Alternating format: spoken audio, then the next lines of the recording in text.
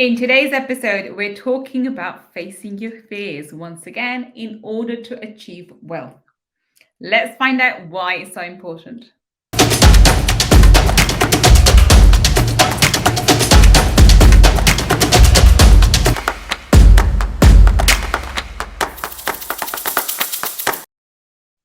Welcome, welcome. This is Gull Khan, your money mindset expert, and I help entrepreneurs like you to break free from limiting beliefs, reverse your money shame, and to blast through your money blocks so that you can live a life of unlimited abundance. And today we're talking about the need to face your fears. I've been talking recently quite a lot. I just came out of a workshop, and I shared my story quite a bit. And I became aware of something that pleasantly surprised me. I've been working at it for quite some time, but it just took me by surprise how something that used to be one of my biggest fears, used to be one of my biggest uglies, has now become the source of my greatest strength.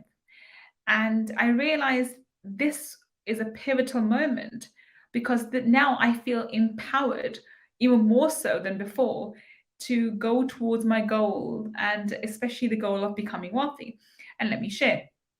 So I share my story very openly and very candidly about my two, not one but two abusive marriages.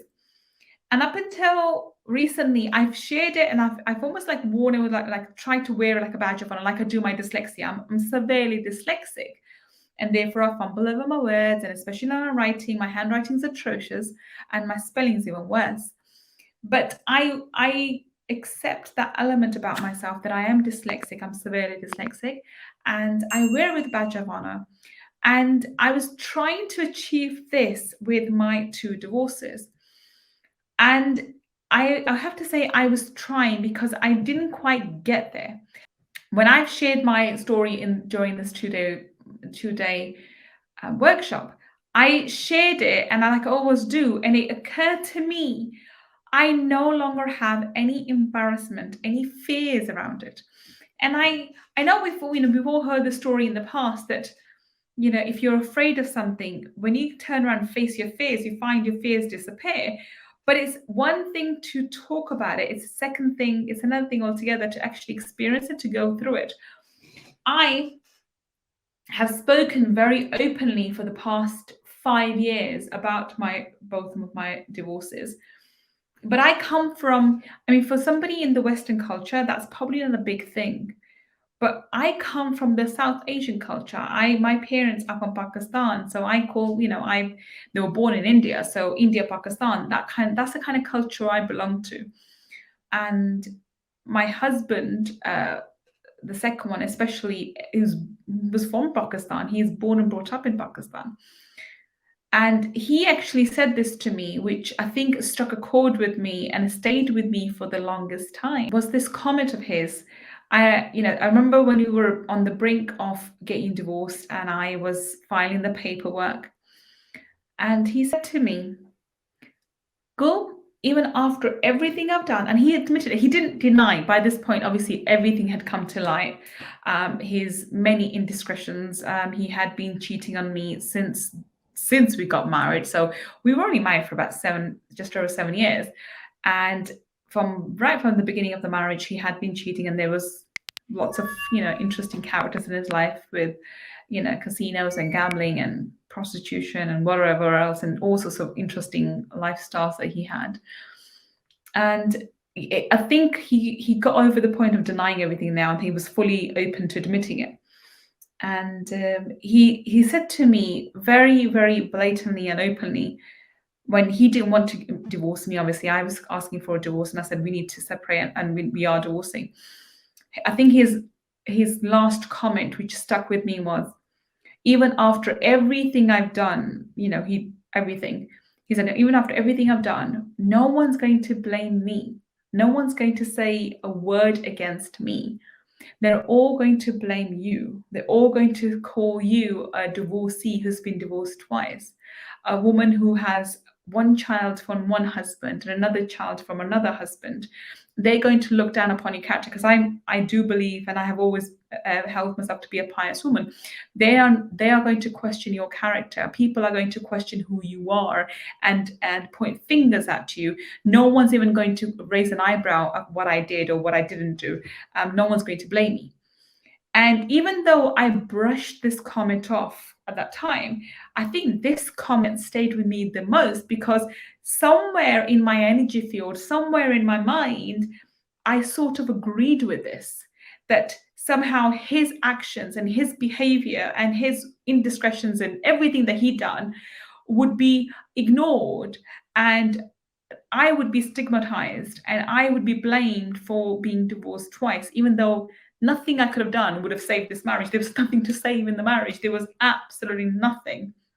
The level of betrayal and his behavior was unbelievable. It wasn't just the fact that he did cheat, it was the level of abuse. He's a narcissistic person. So when I look back in hindsight, I am actually aghast at the level of abuse that the woman, I'm not the same woman anymore, obviously, that the woman suffered and tolerated during that marriage. And it really shocks me to the level that she put up with, just because there was a fear in her mind. I think even because of the level of abuse, even before I found out about the indiscretions, the level of abuse was, I sort of knew that I needed to leave this person. I had to end the marriage. But this fear that I would be divorced twice haunted me.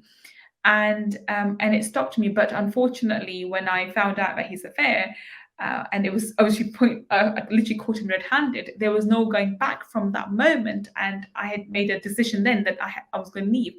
So then that fear of, people judging me, people criticizing me, and my culture does. Okay, I want to share something with you guys now. Recently, I went and I met some of my friends, my college friends, and one of my friends, and I'm not going to say her name, bless her, she was saying it from a place of love. I have to say it. She was saying it from a place of love, but the way she said it would highlight to you the kind of community I belong to. And keep in mind that this friend of mine has known me since I was 16, so she's fully aware of my character and who I am. And so she's not questioning that at all. She's just saying it from the society, our culture's point of view. And her comment was, Gull, people can look from the outside and say, oh, but she's a divorcee and she's been divorced twice, but I'm so proud of you. You've done so well. She was actually complimenting me. Right? I think in her own way, she was really trying to compliment me. She wasn't trying to degrade me at all, but that was her way of complimenting me. But this is how my society looks upon women who have a divorce. And especially if they've been divorced twice, they don't question the character or the behavior of the husband. It's the woman's fault. She must have done something wrong, or she should have forgiven him, or she should have put up with more, or she should have made the marriage work, or etc., etc. This has been my biggest ugly. Like I always say, embrace thy ugly. This has been my biggest ugly. My biggest fear was being judged and criticized for my character.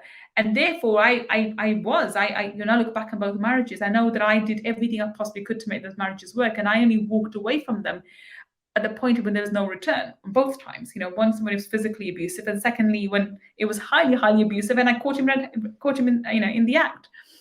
Yet I still had hang up about it. I still had fears about being judged about it. And only recently, literally over the weekend, I became aware of that fact that this is no longer a point of shame for me. It's no longer a point which I have to justify myself. It's no longer become a point where I have to fear what people or my children or other people would think about me. It's got to the point where now it's, along with dyslexia, this has become my badge of honor. I share my experiences and I talk about what happened with a pinch of salt and with a laugh and a giggle. But still, I'm no longer embarrassed about it. I'm no longer concerned with other people's opinions about me regarding it. I feel empowered, I feel whole, I feel energized, and I joke about the incidents too. It's not a funny matter, but the way I describe it is quite funny at times. But I realized my biggest fear has now slowly it took me a good 5 years, but slowly dissipated. I'm no longer concerned that when people hear about this, what will they think of me? I faced my fear, and the old saying, when you face your fears disappear. I cannot even tell you how truthful this is. And this has allowed me to become more empowered and more, would allow me to become more visible and more, more ambitious, and go after my goals with even more, with more ferocious, more, I think more ferocious vigor. I would be looking to expand my network, to deal with more people, and really communicate my talents and my abilities. Also, the fact that I'm now fully more aware of who I am. I'm no longer bogged down by the old image of myself, what was given to me, or what I was led to believe. I am coming out of a highly abusive marriage. So when I did, it took me a long time. And I want to share this for those people who are in abusive relationships as well. I mean, this podcast isn't geared for that. This is geared towards changing your mindset. But I think abuse plays a major role in your money if you haven't dealt with the trauma. And it doesn't matter if you're a man or a woman. If you've been through a trauma, you have to deal with it. And if someone breaks your confidence, and I think by the way, I think women can do this to men just as easily as men can do to women. And I've seen it happen with men too. If you are in an abusive relationship and your confidence has been broken, then give yourself the time and space to build that back up. Don't expect yourself to be in the same state you were in before you got into that abusive relationship. You will get there eventually, but you have to give yourself time and space to grow. And I have not judged myself. I have consistently worked at myself to build myself up from where I was and where I felt this man had put me, from being, thinking I'm ugly and fat and stupid and unlovable and disrespectful and whatever have you. Because this man couldn't criticize my character. He had to criticize me as a person. So I was disrespectful and rude and obnoxious and arrogant about my education and whatever have you. I believed all those lies, and somewhere along the lines, I had to really tell myself, really acknowledge that I am intelligent, but I'm not arrogant about it. I am beautiful and I deserve to feel beautiful. And I am not deformed. I am not damaged goods. There's nothing wrong with me. And the fact that I have been through double divorce does not make me, does not give anyone permission to judge me. And I don't owe anybody any justifications. And I can actually openly talk about it and treat it as a scar, and use it, because I am a warrior. I came out the other end of 2 of these abusive marriages, but I now have the scars to show for it. But there's almost, those scars I can wear as badge of honors. I don't think I would ever fully heal. The scars will heal, but the scars will remain. Like the wounds have healed, but the scars will remain. But I don't think there's any need for the scars to go, because the scars make who I am. The scars make my character. I've been through hell and back, so why do I want to hide it? I've got another scar on my knee at the moment from the accident I had just a few months ago, and there's a big massive scar on my knee now. And yes, I want my knee to heal, but the scar I wear as a badge of honor too. Like, I've been through that and I came out the other end, and the way I did it, I was so proud of myself. So I wanted to talk about on today's podcast. You have the ability to choose to face your fears. And once you fear them, you can overcome them. And the fears or the ugliness about you can wear it as badge of honor. Or you can stay for the rest of your life hiding from your fears and thinking and believing that other people are judging you, and other people are mistreating you, or other people are thinking badly of you. I promise you, most people don't have the time to think about who you are or anything to do with you. They may gossip about you for about a few moments, and then they give up and move on to the next topic, or they get on with their own life. They've got their own things to worry about. this idea that people are constantly talking about us and these things are going on about us is all in your head. It's not real. And as soon as you can face your fears, as soon as you can realize the things that you're hiding from the most, you need to face head on, the quicker you can attain your goals. And the loftier your goals, the quicker you should do this. I'm very ambitious. I think you guys have all know that. And I have this big long list that I want to achieve. In order for me to get there, I have to be visible. And in order for me to be visible, I have to accept what happened in my past and allow myself to be fully okay with it. And I think I just want to reinforce the idea, for those of you who think this happens overnight, it doesn't. As strong as I am, and as much healing as I've done on myself, and as much work as I've done on myself and my mindset and my energy, it took me 6 years to overcome this ugliness that I felt. The first time I spoke about this ugliness was back in 2017. I wouldn't talk about it before.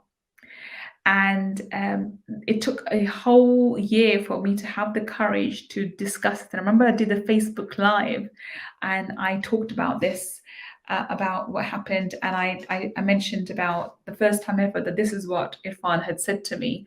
The words still ring in my head that even after everything I've done, no one's going to criticize me, no one's going to judge me, everyone's going to judge you. And even actually he said the point which was going to hurt me the most was, your kids will be referred to as, as your mother has 2 divorces and something, so etc. So he really dug the knife in deep and then twisted it. And it took me a whole year from the moment he said that to be able to acknowledge it online, in the public forum, that this is how it is my reality and this is who I am. And I remember this one person said to me, "You're going to regret talking about this in public." And I didn't believe with him then. I'm not in contact with him now. And I think he was trying to be my mentor. It was just not one of those awful, he was Desi, of course, he was from Pakistani origin, not a very nice man, and he had not honest intentions towards me either. So I very quickly got rid of him. But apart from him, nobody else ever criticized me about it. Nobody even said that I shouldn't have shared it. And from that moment onwards, I have shared it a number of times, but not fully with not fully and not with as much confidence as I am sharing now, as I have shared over this weekend. And that's why it's just on this weekend that I realized I have finally let go of my fear of being judged for being divorced twice. And considering neither divorce was a result of me, anything that wrong that I did. It was the behavior on the part of the other party. It still astonishes me that it took me so long to come to this far and to be able to really acknowledge this, face my fears, and move on. And so I wanted to quickly share this with you guys. That this is a major win for me, and I wanted to share with you guys how blessed I feel and how I actually feel grateful to Divine Source Energy for putting me through this, because it's built my character. And had I not been through the trauma of both of these marriages, I would not be who I am right now. And I absolutely love and adore who I am right now. I really am proud of who I am. I like my personality. I like the way I think. I like what I'm doing and how I help people and what I'm able to do. And I would not be doing any of that had I not been through those traumas. So I'm actually grateful to Divine Source Energy for putting me through those traumas. That's an amazing place to be, when you can feel gratitude even for those traumas that seem to give you the biggest shame or seem to be your biggest ugly. So I hope you enjoyed today's podcast episode. I will join you again very, very soon. And until the next time we meet, this is Gull Khan signing off. Take care and bye for now.